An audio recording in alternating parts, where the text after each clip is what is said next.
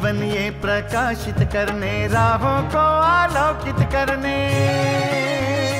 हम अपना दीपक स्वयं बने, हम अपना रास्ता स्वयं चुने।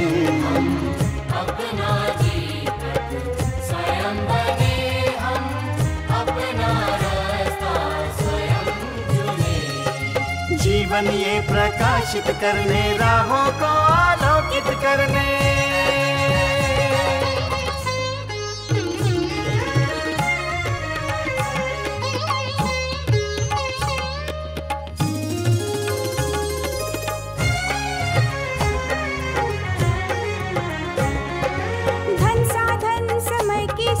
से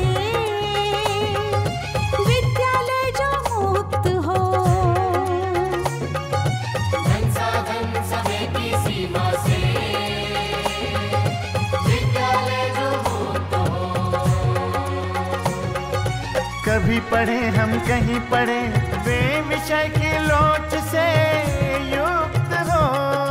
कभी पढ़े हम कहीं पढ़े, वे विषय की लोच से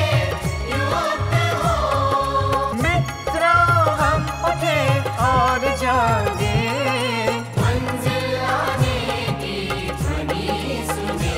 हम अपना दीपक स्वयं बने, हम अपना रास्ता स्वयं चुने। जीवन ये प्रकाशित करने, राहों को आलोकित करने।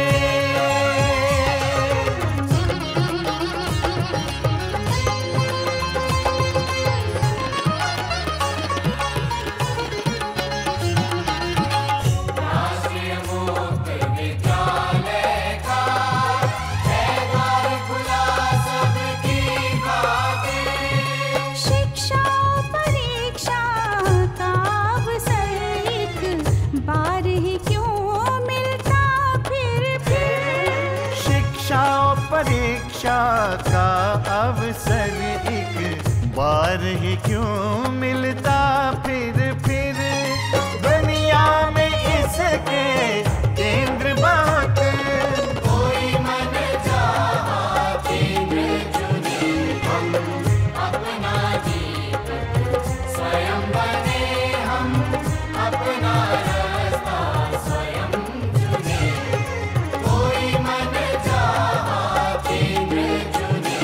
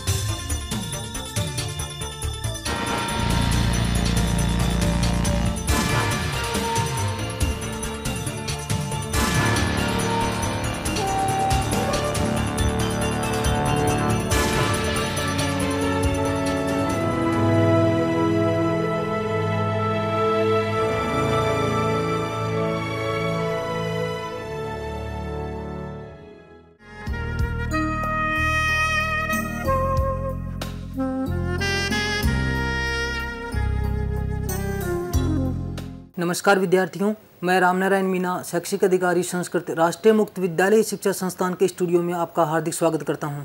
आज हम उच्चतर माध्यमिक स्तर संस्कृत विषय की प्रथम पुस्तक के तृतीय अध्याय आरोग्यम परमम सुखम विषय पर चर्चा करेंगे। प्रस्तुत अध्याय में चरक संहिता से कुछ पद्य लिए गए हैं जिनमें तैलमर्दन विषय पर चर्चा की गई है। तो चर्चा के लिए आज एनआईएस स्टूडियो में उपस्थित हैं श्री PM वर्मा जी। नमस्कार वर्मा जी, आपका एनआईएस स्टूडियो में हार्दिक स्वागत है। वर्मा जी, सर्वप्रथम तो मैं चाहूँगा कि आप हमारे विद्यार्थियों को आरोग्यम परमम विषय पर संस्कृत साहित्य में कहाँ चर्चा की गई है इस विषय में जानकारी प्रदान करें। आरोग्यम परमम सुखम, जैसा कि इस पाठ का शीर्षक है, जिसमें स्वास्थ्य के बारे में चर्चा की गई है। जैसे हम देखते हैं कि बहुत सारी मशीनें हैं, जो यंत्र होते हैं, जिनमें अगर सब कुछ ठीक चल रहा होता है तभी वो पूरी तरह से अच्छी तरह से कार्य करते हैं। अगर उस शरीर में किसी भी तरह की कोई कमी है तो शरीर अच्छी तरह से कार्य नहीं करेगा। इसी विचार को ध्यान में रखकर हमारे संस्कृत साहित्य में स्वास्थ्य विषय कई सारी बातें बताई गई हैं। अगर हम वैदिक काल से शुरू करें तो हम देखेंगे कि अपना जो अथर्ववेद है वो पूरा का पूरा औषधि विज्ञान से संबंधित है। उसी का एक वेद आयुर्वेद, जो कि उपवेद के नाम से जाना जाता है। आयुर्वेद में शरीर के बारे में जितनी भी व्याधियां होती है उनका वर्णन किया गया कि कितने प्रकार के रोग होते हैं, उन रोगों का इलाज कैसे किया जाए, कौन सी औषधि के प्रयोग से किस रोग का निवारण होगा, इस तरह की बातें वहाँ बताई गई हैं।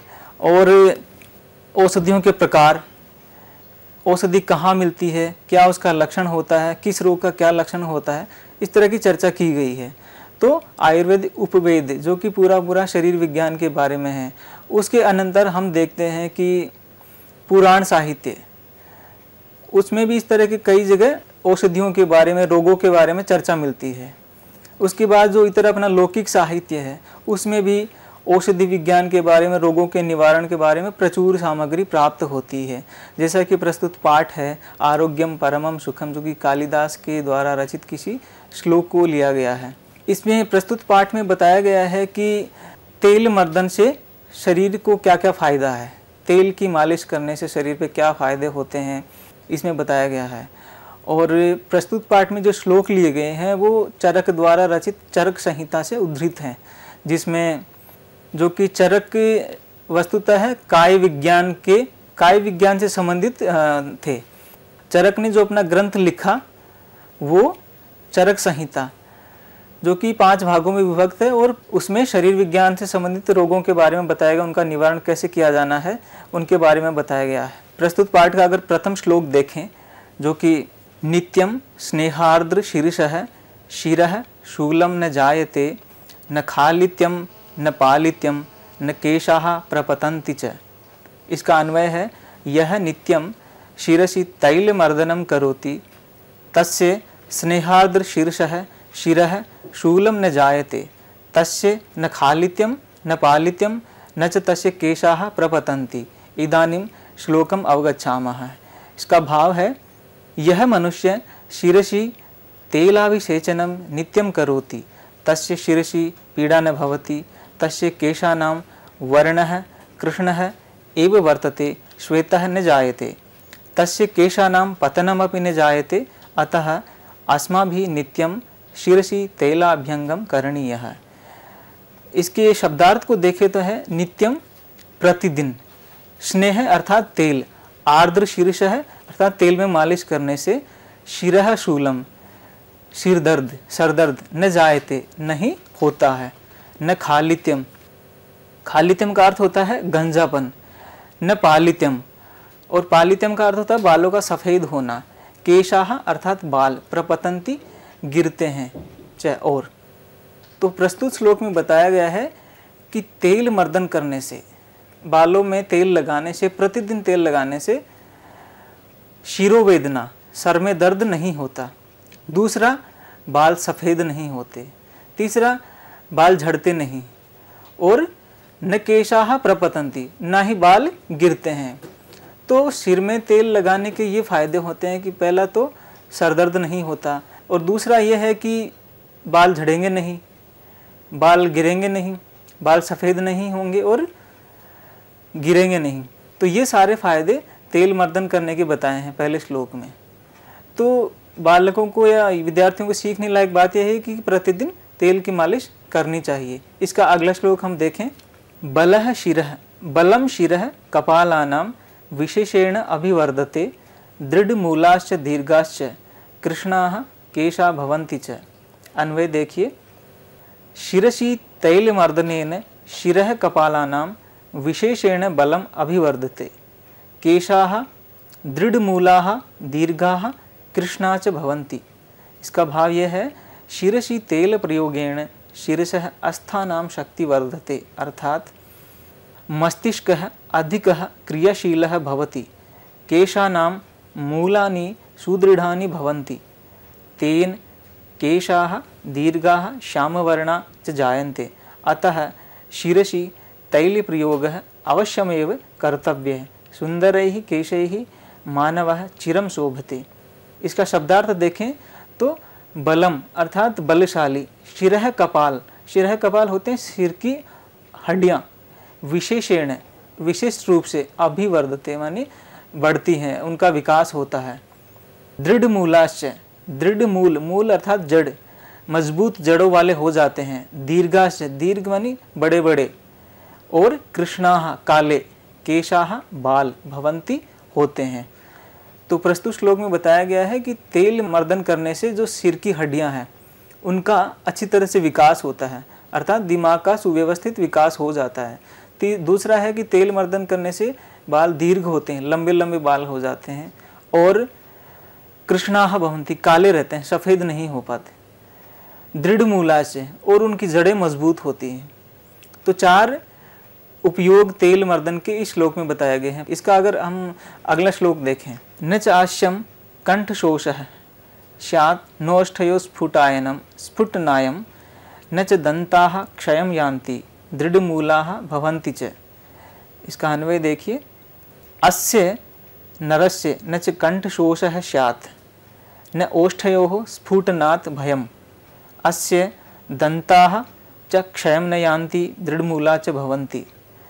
भाव इसका बताया गया है कि मुखे तेल मर्दनेन कंठः न परिशुष्यति, ओष्ठयोः स्फुटनात् भीति न भवति, तैल प्रयोगेण च दंतानां मूलानि दृढ़ानि भवन्ति, ते च बाल्यकाले एव न विनश्यन्ति, अतः मुखे दन्तेषु च सर्षपतेलाभ्यङ्ग नित्यमेव करणीयः। दन्तैः मानवस्य न केवलं शोभा भवति अपितु भोजने तु तेषां उपयोगः प्रशंसनीयः एव। इसका शब्दार्थ देखें, अश्यम यानी मनुष्य के, कंठ शोषः है, कंठ का सूख जाना, स्यात् होता है, न ओष्ठयोः और न ही होठों का, स्फुटनायम, स्फुटनायन का अर्थ होता है फटना, न च दंताः, दंताः दांत, क्षयम टूटते हैं, यान्ति प्राप्त होते हैं, दृढ़ मूलाः भवन्ति और मजबूत जड़ों वाले होते हैं। तो प्रस्तुत श्लोक में फिर से वही बातें कि दूसरा उपयोग बताया गया है कि तेल का प्रयोग मुख में करने से, अर्थात मुख में तेल की मालिश करने या तेल लगाने से कंठ सूखते नहीं हैं, ऐसा कहा जाता है। दूसरा, होठ नहीं फटते। सर्दियों में या गर्मियों में गर्म हवा चलती है, सर्दियों में जब सर्द हवा चलती है तो होठों का फटना स्वाभाविक है। तो इसमें तेल मर्दन के बारे में बताया गया, अगर हम तेल का प्रयोग करें, मुंह में लगाएं तो कंठ नहीं सूखेगा, दूसरा होठ नहीं फटेंगे, और दंताः क्षयं न यान्ति, अर्थात दांत नहीं टूटेंगे, जल्दी नहीं गिरेंगे। हम देखते हैं कि बच्चे उल्टी सीधी चीज़ें खाते रहते हैं तो उनके बचपन में ही दांत झड़ जाते हैं, टूट जाते हैं, और जब नए दांत निकलते हैं तो विकृत अवस्था में हो जाते हैं, उनका स्थान परिवर्तन हो जाता है। उसके बाद कहते हैं कि दृढ़ मूलाश्च भवन्ति, और फिर कहीं कहीं नुस्खे आते हैं जो हम लौकिक साहित्य में, लौकिक जीवन में भी करते हैं कि जैसे तेल, सरसों के तेल में नमक मिला के मसूड़े पे मालिश करने से मसूड़े मजबूत होते हैं और दांत सुदीर्घ बनते हैं कि बहुत दिनों तक टूटेंगे नहीं। तो ये सारे फायदे तेल मर्दन के बताए हैं चरक ने। तो यही बात फिर से इस श्लोक में सीखने लायक कि तेल का मर्दन हमारे स्वास्थ्य के लिए उपयोगी है, अतः हमें तेल का उपयोग देखते हुए इसका प्रयोग करना चाहिए। इसका हम अगर अगला श्लोक देखें, इंद्रियाणि प्रसीदन्ति सुत्वक भवति चाननम निद्रा लाभः सुखम च शान मूर्धनि तैल निषेवणात्। मूर्धनि तैल निषेवणात् इंद्रियाणि प्रसीदन्ति आननं च सुत्वक भवति सुखम निद्रा लाभः च स्यात्। भाव देखिए, शिरसि तेलाभ्यंगेन इंद्रियाणि प्रसन्नानि सक्रियाणि च भवन्ति आननस्य कांति वर्धते कृत्रिम उपकरणानां च आवश्यकता एव न भवति सुखपूर्वकम निद्रा भवति। इसका शब्दार्थ देखें तो इंद्रियाणि, जो हमारे 5 इंद्रियां हैं, नाक, आँख, कान, त्वचा आदि, प्रसीदन्ति प्रसन्न होती हैं। सुत्वक, त्वक का अर्थ होता है त्वचा, अर्थात त्वचा सुभवती अच्छी हो जाती है। च आननम, और मुख की, आनन माने मुख। निद्रा लाभः, निद्रा का लाभ अर्थात नींद आना। सुखम, सुखपूर्वकम स्यात् होता है। मूर्धनि, सर में, मूर्धनि का अर्थ होता है सिर। तेल निषेवणात्, तेल लगाने से। तो फिर से प्रस्तुत श्लोक में तेल के उपयोग के फायदे क्या क्या हैं उसके बारे में चर्चा की गई है कि इंद्रियाणि प्रसीदन्ति, कि सिर में तेल लगाने से मूड अच्छा रहता है, अर्थात हमारी सारी इंद्रियां अच्छी तरीके से काम करती हैं। कहते नहीं कि जब सर मूड अच्छा हो तो सब कुछ अच्छा होता है, सारा काम अच्छा होता है। जब सर में तेल लगाएं तो हमारा दिमाग अच्छी तरह से काम करेगा, अच्छी तरह से काम करे तो हमारा मन प्रसन्न रहेगा, तो काम करने की जो उत्पादन शक्ति वो ज़्यादा रहेगी, किसी काम को ज़्यादा अच्छे तरीके से कर पाएंगे। दूसरा, सुत्वक भवति च आननम, आननम मुख, कि मुख पे तेल मर्दन करने से जो मुख है वो कांति युक्त हो जाता है, उसमें एक अलग प्रकार की कांति दिखनी, चमक सी आ जाती है तेल मर्दन करने से। दूसरा है कि निद्रा लाभः सुखम प्राप्यते, कि तेल मर्दन करने से जब दिमाग कूल रहेगा, ठंडा रहेगा तो निद्रा लाभ अर्थात नींद अच्छी तरह से आएगी, सारी थकान दूर हो जाएगी। तो कई बार बताया जाता है ना, लौकिक जो नुस्खे होते हैं कि सोने से पहले हाथ पैर धो के और सर में तेल लगा के आपको नींद लेनी चाहिए, ताकि सारी थकान दूर हो जाती है। निद्रा लाभ होता है और सुखम, सुख की प्राप्ति होती है। मूर्धनी अर्थात सिर में तैल निषेवणात्, की तेल लगाने से। तो प्रस्तुत श्लोक में भी चरक ने तैल मर्दन के उपयोग बताते हुए फिर से ये एक अप्रत्यक्ष रूप से हमें निर्देश दिया है कि इन सब चीज़ों का अर्थात तेल आदि का प्रयोग हमें जीवन में करना चाहिए, वो हमारे स्वास्थ्य वर्धन के लिए अति उपयोगी है। इसका हम अगला श्लोक देखें तो सुस्पर्शो उपचितांगश्च बलवान प्रिय दर्शनः भवत्यभ्यंग नित्यत्वान् नरो अल्पजर एव च। अन्वय देखिए, अभ्यंग नित्यत्वात् नरः सुस्पर्शो पचितांग बलवान प्रिय दर्शनः अल्पजरः एव च भवति। भाव देखिए, यह नरः प्रतिदिनं तेलाभ्यंगम करोति तस्य शरीरं कोमलं पुष्टं च भवति, सः बलवान सुंदर शरीरश्च जायते, सः विलंबेन एव वृद्धः भवति। इसका शब्दार्थ देखें, सुस्पर्शः, सुस्पर्श यानी स्पर्श करने योग्य, कमनीय, उपचित मानी बलशाली, शरीर का हड्डियों का मजबूत हो जाना, बलवान और बलशाली, प्रिय दर्शन है, और प्रियदर्शी मानी तेल लगाने से शरीर सुंदर हो जाता है, भवति हो जाता है, अभ्यंग तेल मालिश करने से, नित्यत्वात् प्रतिदिन, नरः मनुष्य, अल्पजरः अर्थात जरह मानी बुढ़ापा उसका कम रहता है, एवच है, इस तरह से। तो फिर से प्रस्तुत श्लोक में तेल मर्दन की विशेषता के बारे में बताया गया है कि तेल मर्दन के और क्या क्या फ़ायदे हैं। तो पहला है कि सुस्पर्श है, तेल मालिश करने से शरीर की त्वचा कोमल हो जाती है। हमने देखा होगा कि जो पहलवान होते हैं वो अपने शरीर पे तेल मर्दन करते हैं, तेल मर्दन करने से बाल उनके शरीर पे नहीं उगते हैं, और वो उस प्रतियोगिता के लिए उनको फ़ायदा होता है कि शरीर पे बालों का न होना। उसके बाद बलवान, कि शरीर बलवान होता है, बलशाली हो जाता है।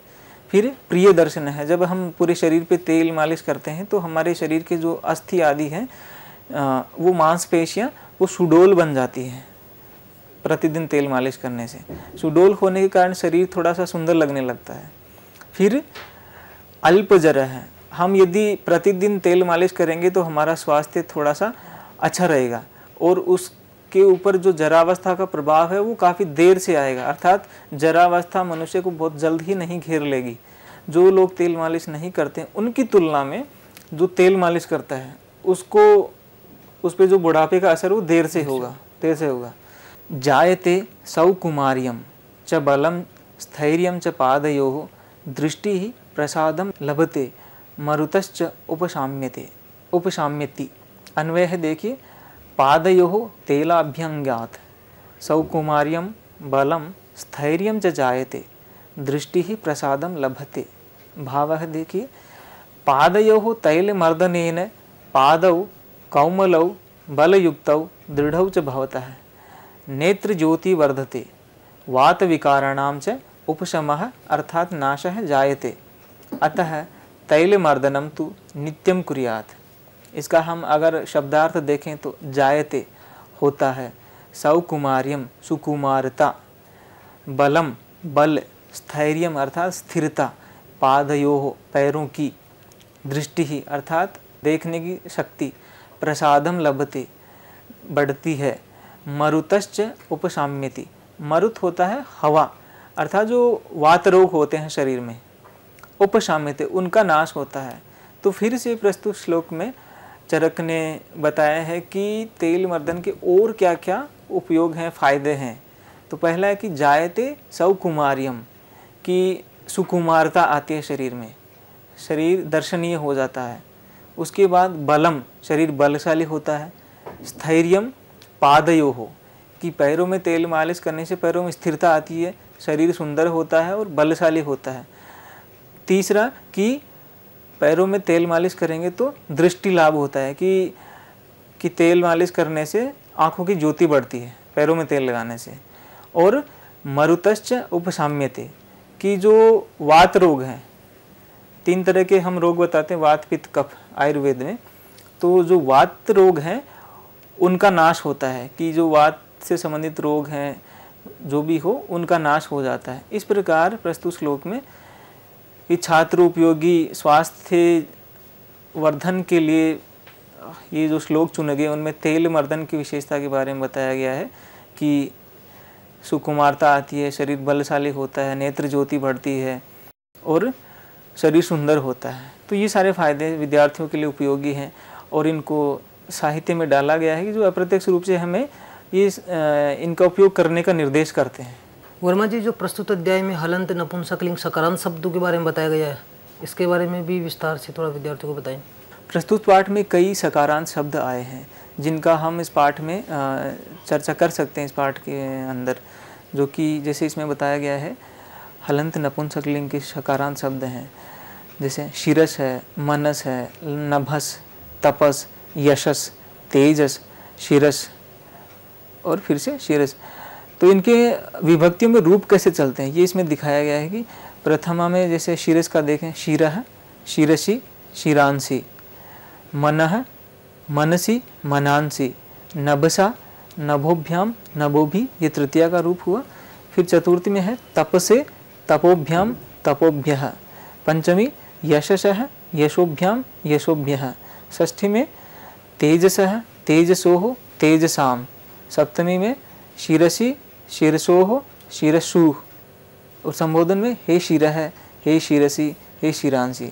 तो इस तरह से कई सकारांत शब्द इसमें आए जिनके बारे में हम अगर बालक लोग एक सकारांत शब्द को याद कर लें तो उसके आधार पे कई रूप सिद्ध कर सकते हैं। जो सभी सकारांत हलन जो नपुंसकलिंग है उनके रूप इसी तरह चलेंगे, इसी तरह से चलेंगे और उनको अपनी परीक्षा उपयोगी उसमें तैयार कर सकते हैं, परीक्षा के लिए उपयोगी रहेंगे। एक वर्मा जी, प्रस्तुत अध्याय में जो मतुप प्रत्यय है उसके बारे में भी बताया गया है, तो प्रत्यय क्या होते हैं और मतुप प्रत्यय का प्रयोग किस तरह से होता है, इस विषय में बताएं।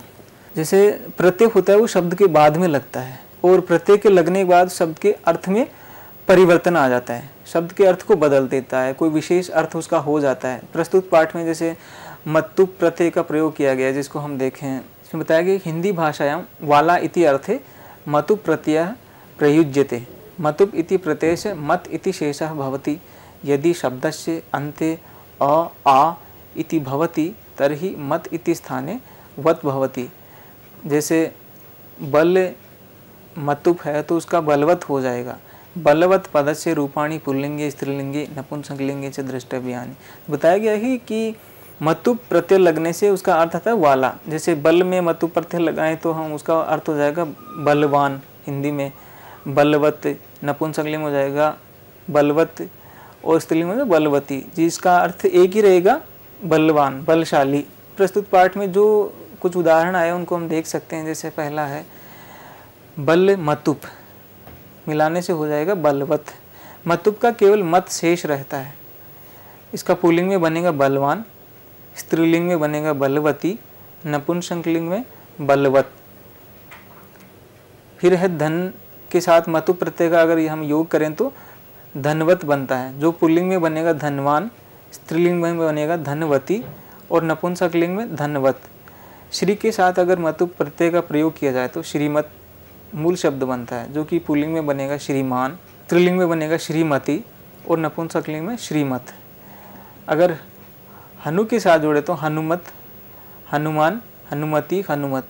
इस तरह से प्रस्तुत पाठ में जो मतुप प्रत्यय दिखाया गया है, मतुप प्रत्यय का प्रयोग उसके आधार पे विद्यार्थी अपने लिए मतु प्रत्यय का प्रयोग संस्कृत साहित्य में कहाँ कहाँ और किस स्थिति में किया जाता है वो उनको पता लग सकता है और उसका अपने वाक्य प्रयोग में उसका प्रयोग कर सकते हैं। इसी तरह वर्मा जी, उपसर्ग संस्कृत साहित्य में जो उपसर्ग का है, उपसर्ग के विषय में भी विद्यार्थियों को बताएं।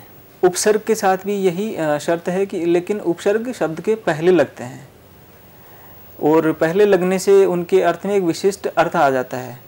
जैसे कई सारे उपसर्ग बताए गए हम जिसमें कहते हैं कि प्र, प्रा, अप, सम, अनु, अव, निश, निर, दुस, दुर, वी, आंग, नी, अधि, अपि, अति, सु, उत, प्रति, परि, उप, एते प्रादयः। ये सारे प्रादि उपसर्ग होते हैं जो कि शब्द के पूर्व में लग के उसके अर्थ परिवर्तन कर देते हैं। तो उपसर्ग अपने आप में बदलाव नहीं लाते हैं, शब्द के अर्थ में परिवर्तन करते हैं। जी, किसी शब्द के साथ लगकर ही उसके शब्द के अर्थ को विशिष्ट कर देते हैं, उसके शब्द के अर्थ में चमत्कारिता पैदा कर देते हैं, उसके अर्थ को विशिष्ट कर देते हैं। जैसे प्रत्यय में अर्थ परिवर्तित हो जाता है, इसमें भी अर्थ का परिवर्तन हो जाता है और एक विशिष्ट अर्थ का उत्पादन वो करते हैं। प्रिय विद्यार्थियों, आज हमने आरोग्यम परमम सुखम विषय पर चर्चा की। आशा है विषय अध्ययन में आज की चर्चा आपके लिए लाभदायक होगी। आगे भी हम इसी तरह की चर्चाएं लेकर आते रहेंगे और आज की चर्चा में भाग लेने के लिए सर आपका बहुत बहुत धन्यवाद। नमस्कार विद्यार्थियों।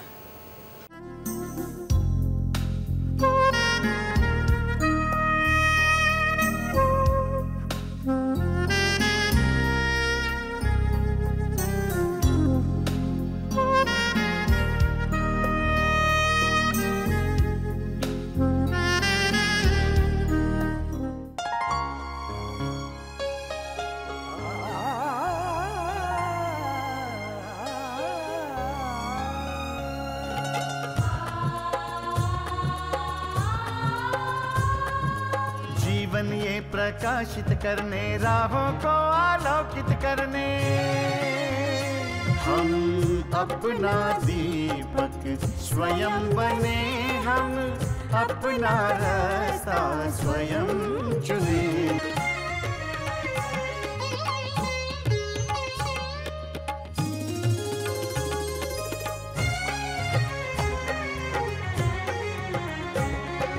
धन साधन समय की सीमा से विद्यालय जो मुक्त हो, धन साधन समय की सीमा से विद्यालय जो मुक्त हो। कभी पढ़े हम कहीं पढ़े वे विषय की लोच से,